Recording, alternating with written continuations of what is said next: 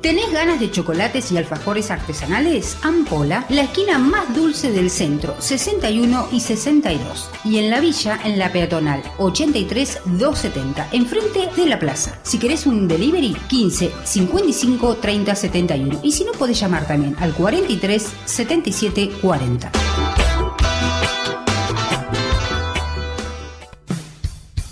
Estás en... El parque no se vende.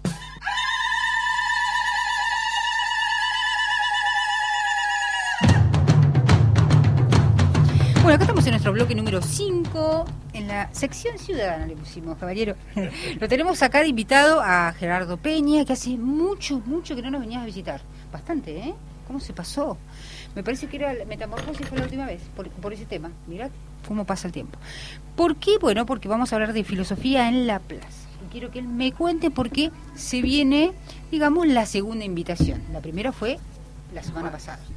Por un día de calor muy fuerte, entonces la imagino, gente... Me imagino.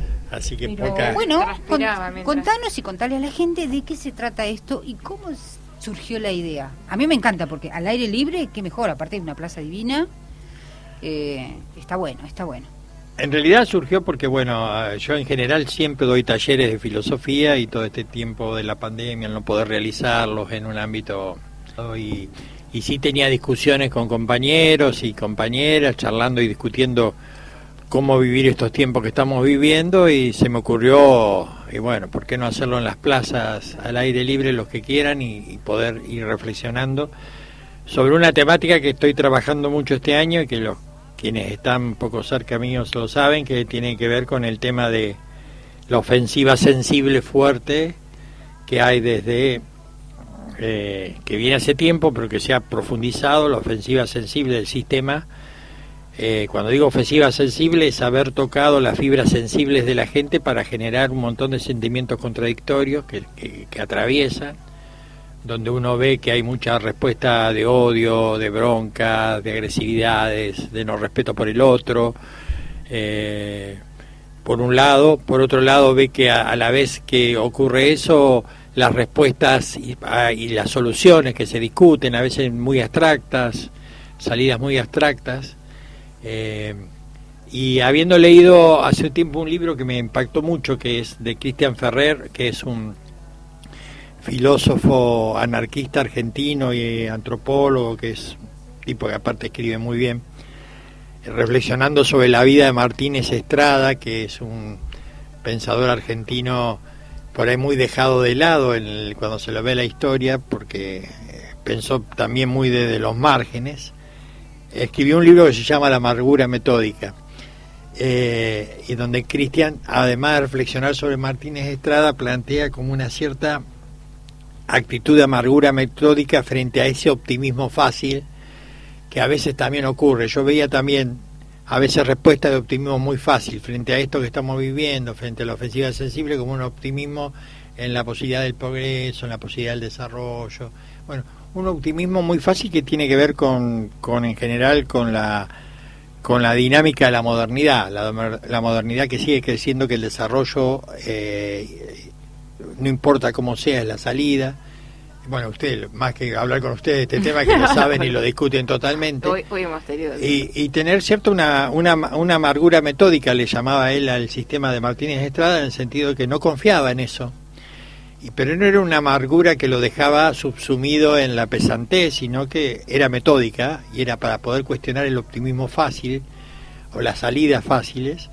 Y bueno, yo noto que desde el ámbito social, político, también hay había mucho de optimismo fácil, mucho de la salida de acá, después respuestas otras muy estereotipadas, muy abstractas. Digo, ¿por qué no pensar respuestas desde un pensamiento también, desde los cuerpos y desde lo sensible, que sean como una contraofensiva, esa ofensiva sobre nuestras sensibilidades? ¿Cómo plantear sensibilidades distintas maneras de vivir los afectos, distinta manera de jugar los cuerpos?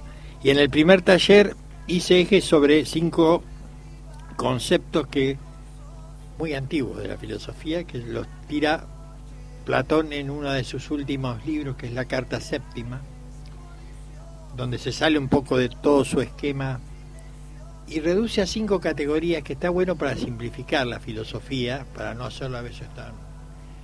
Y que habla de movimiento, reposo, ser, mismidad y diferencia.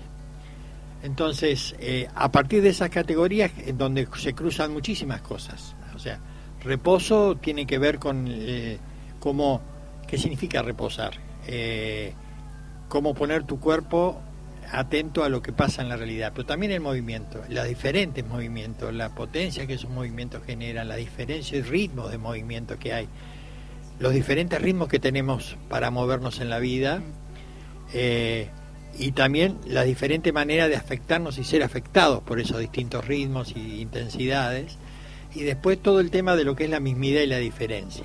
¿Por qué nos cuesta tanto aceptar lo diferente? ¿Cómo nos cuesta, por más que hacemos discursos de eso, pero nos cuesta la otredad, tendemos a eliminar al otro, tendemos a sacarlo de nuestro lado, de distintas posturas, acá se entrecruzan posturas ideológicas diferentes, pero en donde el otro siempre es como objeto de aniquilamiento. Bueno, a partir de eso empezamos a trabajar, y la idea fue trabajar un taller también al aire libre. Lo que te permite el aire libre es cierto el movimiento, y en la plaza te lo permite. La idea mía era también que la gente pudiera caminar. Le tiré a los que fueron 10, bastante bien para el... Sí, re bien.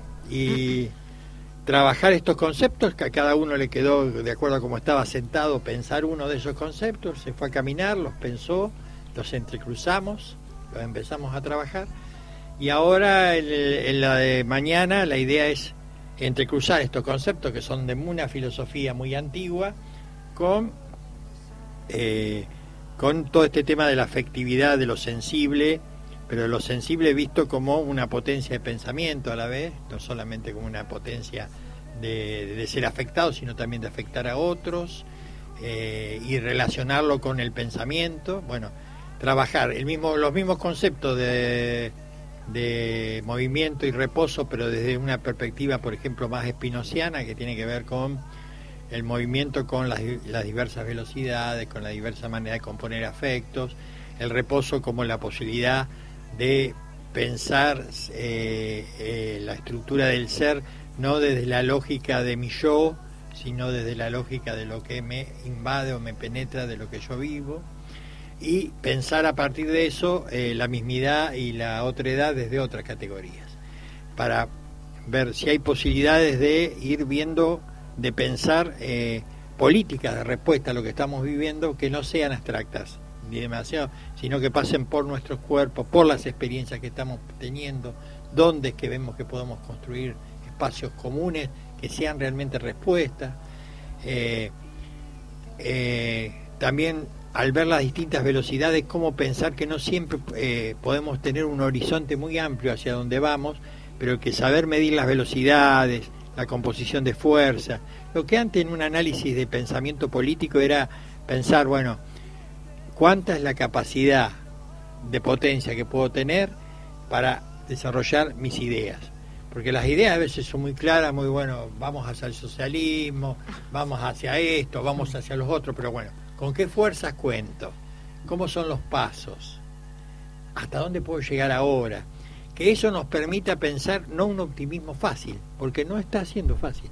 Entonces por ahí la amargura de saber que no es fácil, pero que no le demos respuesta estereotipada, como que está todo hecho, que está, y entender la respuesta que me puede. Esa es un poco la idea del taller, y a partir de eso focalizando distintas temáticas que se pueden, y a la vez como que voy a ir tirando bibliografía que puedan leer, que me parece interesante, que está circulando, pero me parece bueno que puedan ser leídas por cada uno sin un pensamiento rector que le diga léelo por acá, léelo por allá, sino entonces tirar materiales para que la gente pueda tener para leer en este tiempo, que también hay más posibilidades de tiempo para la lectura y podés abordarlo de distintos lados. Bueno, esa es un poco la idea del taller, y de paso de puntar un vicio también, ¿no? Porque es como el que uno siente que es la actividad de uno, Y la no haberla podido hacer durante el año es una de las causas que a mí no me hizo mucho bien, porque a mí me gusta siempre pensar con otros, más allá de que uno piensa solo, pero pensar con otros te permite... ¿Qué continuidad va a tener este taller? Hasta donde lleguemos. Eso me parece bárbaro, no eso te iba tengo a preguntar. un Sí, tema está de bien. finalización. En principio, todos los jueves, creo que nosotros hasta abril o mayo acá tenemos tiempo bastante agradable como para después podés correr un poco la hora. Ahora lo corrí a las 20, porque primero había puesto 19:30, digo, lo corrí a las 20, tampoco para que se nos haga muy tarde a todos, pero la idea es que es eso, y mientras lo permita el aire libre y nos permita eso, bueno, y la posibilidad de encontrarnos me parece una cosa importante en el medio de toda esta andamiaje de que se ha confundido distancia física con distancia social, o sea, Sí. y de hecho se sigue hablando de distancia social en los mensajes, y en realidad la distancia tiene que ser física en el sentido de cuidarnos, pero no distanciarnos del otro. Además, a ver, distancia social en algún lugar y en otro podés estar tirado arriba que no pasa nada, Sí. ¿viste? Hay también una cuestión muy poco lógica en la manera en que se comporta la misma gente, o sea, porque nadie dice acá se puede y acá no. Claro. Son comportamientos totalmente... Sí, además, compañero, ya te digo, ahí tenés mensajes muy demasiado homogéneos que no sirven para todos, porque, por ejemplo, había sectores que no podían ni tener la distancia física y social, los sectores de los barrios populares que viven 7 o 8 personas en una misma habitación. Tal cual. Y realidades que tendrían que haber, se empezaron a tener en cuenta en algunos lados, pero en otros nunca se los tuvo en cuenta. Y Pero bueno, eran los más... hay realidades muy diferentes que atravesar. Y el hecho de la diferencia me parece muy importante cuando hay mensajes tan unívocos de un lado o del otro. Y me parece que hay una lógica que está atravesando el país hace rato, y termino, que tiene que ver con, para no llenarlo. No, pero yo... Después las preguntas que quiera, pero esa lógica de que o estás en un lado o estás en el otro. Esa lógica le está hace rato que viene en la Argentina y le hace mucho daño, porque ¿qué pasa cuando vos no te sentís ni de un lado ni del otro? O sea, cuando ahí vos viene el sentís que atravesás otras multiplicidades, otras realidades, y que podés sopesar eso, porque sopesar esas realidades distintas que son múltiples, y bueno, me parece que esto hecho de pensar las distintas velocidades, tiempos, afectos, los afectos cómo los componemos, nos va a permitir Tal cual. pensar. Vos sabés que yo te iba a preguntar eso, si vos esto lo venías notando de antes de la pandemia o durante la pandemia. Ahí me lo contestaste ya. Sí, yo es una realidad que la vengo notando hace tiempo, esas dicotomías falsas, o estás con un lado o estás con el otro, o te parás de acá y entonces tenés que ir por El ese facilismo lado. de las respuestas también. Sí, y toda esa famosa grieta que está instalada en la Argentina, que también es funcional a que el sistema pueda autorreproducirse en un lado o en el otro. Totalmente, yo creo que por ahí pasa Por eso es todo. funcional a que pueda, entonces no Está fomentado eso, no sale solo. Claro, porque es funcional a que el sistema se autorreproduzca de alguna manera, esté de un lado o esté del otro.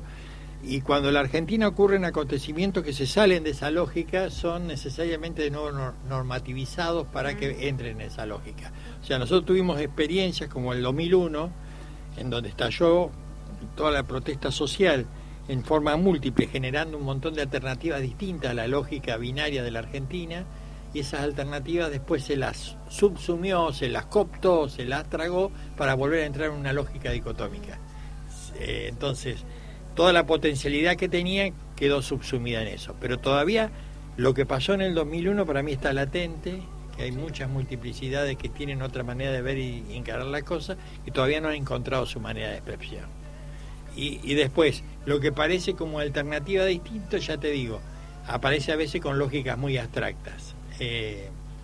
Muy abstractas en el sentido que vienen con un mensaje ideológico que es muy fuerte, muy claro, pero cuando vos tenés mucho dogmatismo en lo ideológico se te escapa la realidad, porque vos querés hacer ajustar lo que pasa en la realidad a lo que vos tenés en tu cabeza, y la realidad No siempre entra, sí, no le puedes poner entra. Entonces la forzás para que entre en esa línea Y listo. y listo. Y deja de ser lo que era. Claro. Bárbaro.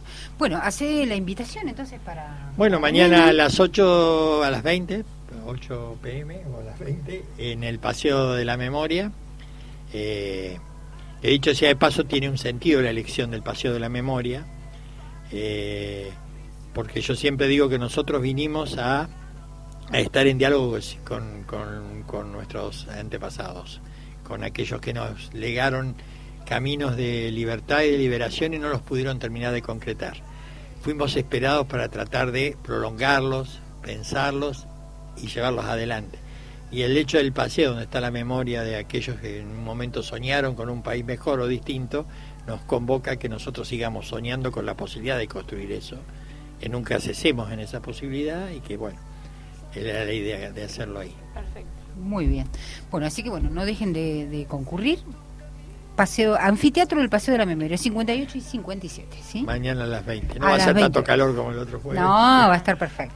Y luz, Ojalá que no, sí. ahí hay luz. Hay luz. Ahí pusieron las luces violetas, el otro día vi. Sí, hay luz. ¿Viste vos sí. lo que es? Está Sí. iluminado Sí. el adefesio del centenario. El que coso yo le del digo. centenario Sí. y el mástil. Sí, sí, sí. Lila. Sí.